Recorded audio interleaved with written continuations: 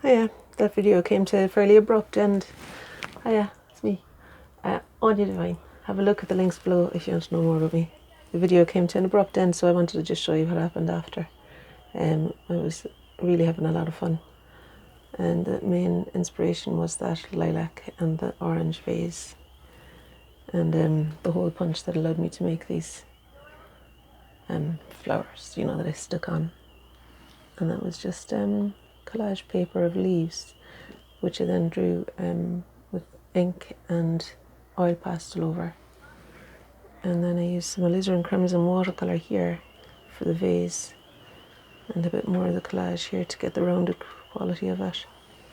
And then I turned it on its side on the ground and splashed some water on here. I wasn't wanting to do the aquilegia there, I just wanted the lilac, but I felt there was a gap here that needed filled, so when I turned the paper on its side and splashed some water on, I then put some dots of really bright ink on top, and so that's what's given it the some activity over on this side, It was good fun though, and that's kind of what I wanted to do. I had no idea what it would turn out like, but I wanted to use the collage, the orange from the painting that I tore the paper off, and I wanted to use the hole punch, and I wanted to make the leaf go like that. See ya.